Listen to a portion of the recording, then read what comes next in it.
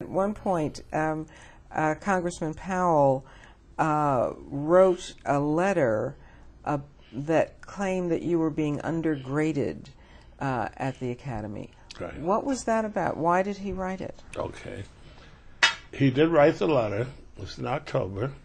I ran across it the last night. In fact, I was looking for something else. Mm-hmm. But he told Secretary Forrestal that he had received this information from some faculty sources at the Academy.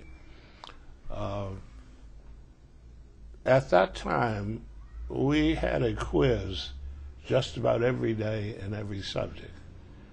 And quite often the quiz might consist of 25% review stuff, going back several weeks. You didn't get the results of the quiz or the multiple or what your grades were, except if you were failing, almost failing. It had what we called a tree, which meant that you were almost failing. I mean, a bush. Mm-hmm. And the tree meant you were failing. And these had certain things. For example, you were excused from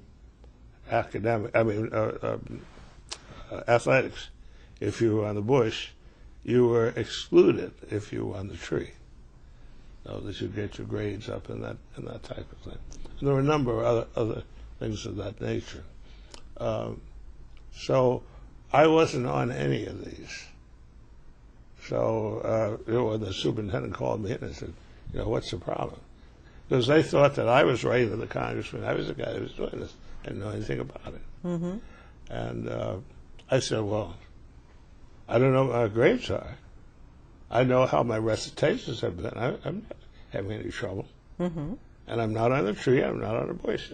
Otherwise, my name would be there, and the whole place would know about it, know, and rejoice if they didn't want me there. So, fine. They said, well, know what his game is. Now, a couple of years later, Adam wrote this biography and admitted that he had made it all up to get the Navy on its toes. And I was down in Harlem at one of his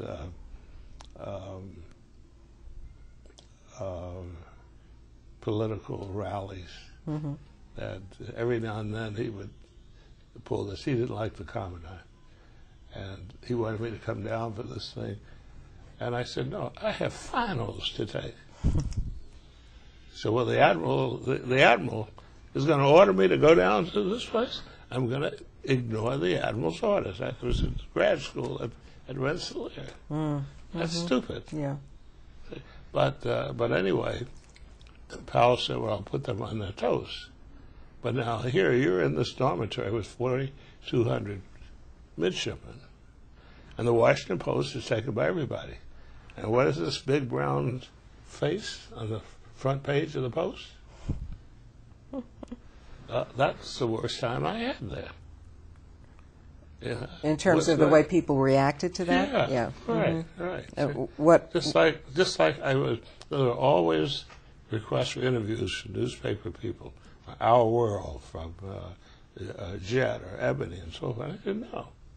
I don't want to be a celebrity. If I start out, now you're going to have to do this every time somebody wants to do an interview. Mm-hmm. And that's crazy. Once I graduate, fine. We had a big press conference and left it at that. Mm-hmm. Why did you call the press conference, and what did you say? I didn't call the press conference. How did it happen? Okay. The Navy, recognizing that there would be a great deal of interest, and we're getting all kinds of requests from people, personal appearances, interviews, and books. People want to write books, magazines, Time, Life, and so forth. And so one of the Golden 13, Dennis Nelson, came up with the idea, we'll have a press conference at the Academy. Mm-hmm. And we'll invite everybody that we can think of, and anybody that wants to be included, fine. And we'll let you at him. Ask any questions you want. And we'll have a set of pictures showing going to class, swimming, tennis, whatever. And you can use any of those that you want. But we're not going to have 50 reporters running around the campus here taking pictures of this guy. What kind of a career is he going to have? But the commanding officer gets this guy on board, and he's got a whole stateroom of pictures from all the media in the country.